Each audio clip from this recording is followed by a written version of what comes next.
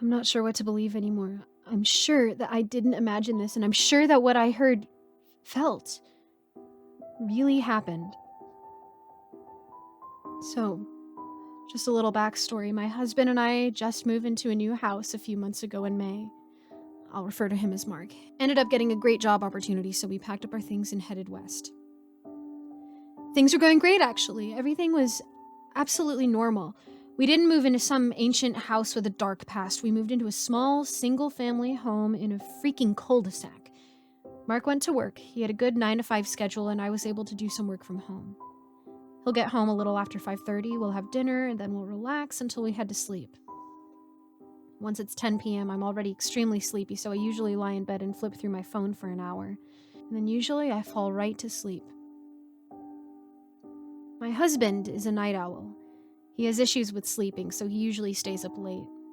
I'm a pretty light sleeper, so whenever he finally decides to go to sleep, I usually wake up a moment and hear him go to bed. Mark always follows a routine before going to bed. He clicks off the TV in the living room, checks the locks, turns off the lights, goes into our bathroom to brush his teeth, slips into bed, then kisses me before finally drifting to sleep.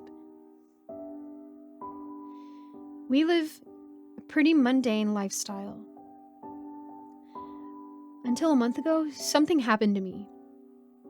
It was an average day. All I did was clean and go to the store to get groceries. Later on, I had prepared dinner. Mark came home and we talked about our day. Everything was absolutely normal. The only off thing was that Mark complained that the juice I bought for him had tasted funny. It was around 10 p.m. when I started to feel exhausted, so I did my usual and fell asleep. I wasn't sure what time it was when I was suddenly awoken by the noise of heavy footsteps coming from the living room. Usually Mark is a bit quieter when coming to bed, but I brushed it off. The heavy thuds approached the bedroom door and I heard it slowly creak open. I was feeling a bit frustrated as he knew I was a light sleeper, but I tried my best to ignore it and tried to fall back asleep. I heard the click from the light switch of our bathroom and the faucet squeak, followed by a light trickle of water. I don't know why.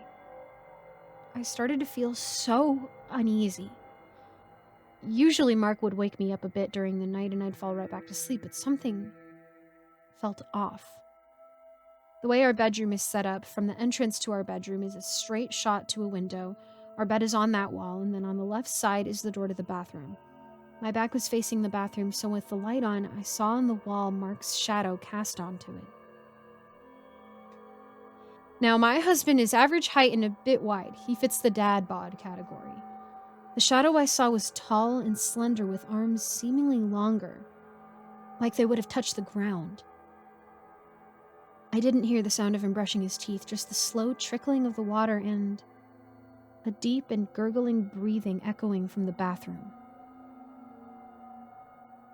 I finally froze and thought to myself, maybe this wasn't my husband.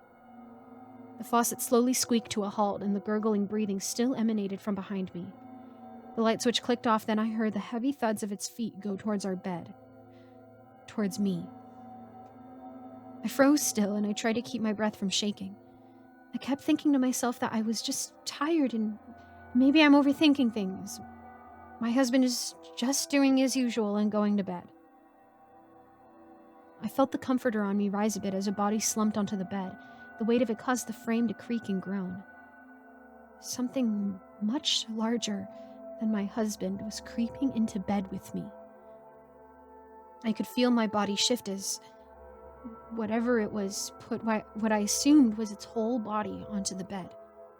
I kept my eyes touched shut as I kept my breath slow and shallow, trying not to scream, trying not to alert this thing that I was awake. This thing's guttural and gurgled breath was right behind my skull. I heard the sound of something breaking and cracking from above, then suddenly felt something drop in front of me. I cracked my eyes open to see an extremely long, thin limb with large rake-like fingers in front of me that bent and stretched over from behind me.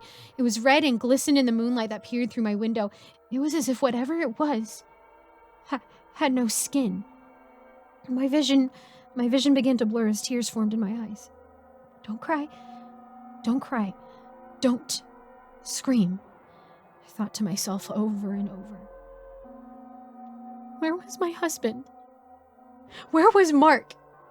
Did this thing... I didn't want to finish that thought. I felt its weight begin to shift again, shift towards me. Again, I heard that disgusting noise of breaking and cracking from behind me. Nausea started to overtake me, but I held my vomit in my stomach. The deep and wet gurgled breath inched its way closer to my face. I could feel a hot mist hit my skin. I heard it. I heard the sound of it opening its mouth wider and wider as droplets of its saliva descended over my head. Something hot and wet began to slither onto my cheek, and that was when I began to fully sob. I slowly slid my eyes to the corner of my sockets and looked at it. It was red and fleshy. It had no eyes, just dark sockets. Its mouth was a black abyss that stretched open with rows of sharp teeth and a wiggling tongue. I stared at it for a moment and finally let out an ear-shattering scream that echoed throughout my home. I shouted at the top of my lungs, "Mark!" But there was no answer. I wanted to get up. I wanted so desperately to run out of that room, but I was frozen in absolute fear. I fully realized how immense this thing was, with its limbs stretched over me like some kind of giant, skinless spider. My scream was cut short when I heard its breathing turn into a deep and low laugh. I reveled in my despair and my helplessness, and I didn't know what else to do. I had nothing else to do but accept whatever it had in store for me. It looked at me and it smiled. A wide, razor-toothed smile. My heart was beating like crazy, like it was trying to burst out of my chest, and I fell unconscious. I don't know what else happened, but I passed out.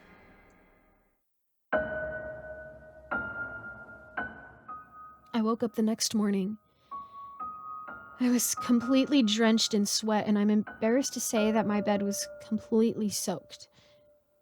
I slowly got out of the bed. I felt so sick, so horrible. I crept over to my living room. Each of my footsteps echoed like thunder in my skull. I turned the corner, and on the couch, sleeping so peacefully, was my husband, Mark. My knees gave out, and I collapsed onto the floor. Mark shot right up and looked over to see the state I was in. He insisted that I go to the hospital. I was so pale and in a cold sweat, but I didn't want anything else but for him to just hold me. Reassure me that I was safe and that this was real. A few hours later, I had told him my dream, and he was completely disturbed, to say the least. He was worried, so he took me to the doctor's office. After a short wait, I was finally let in to see my doctor. I avoided telling him about my dream, but I did tell him how sick I was feeling. The doctor ran a few tests. I was so anxious, but Mark held my hand the entire time.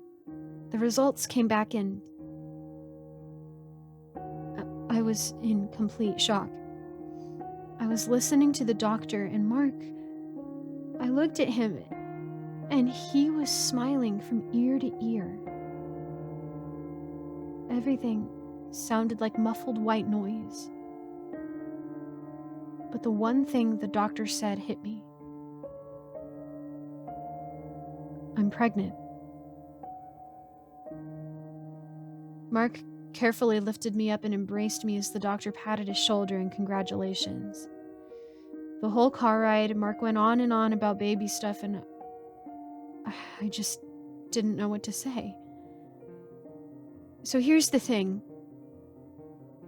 I never told Mark. I never told him because I was afraid that he would be disappointed and leave me.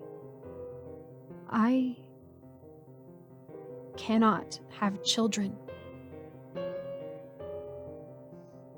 I have polycystic ovarian syndrome. I know I cannot have children. Now, a month later, and I'm so afraid to go to sleep. I stay up with Mark until he finally goes to bed no matter what. He's so excited about the baby, but I don't even know what's inside of me. A few days ago, while Mark was at work, I went to the doctor's to get an ultrasound. And needless to say, I was shocked when the doctor said everything was normal.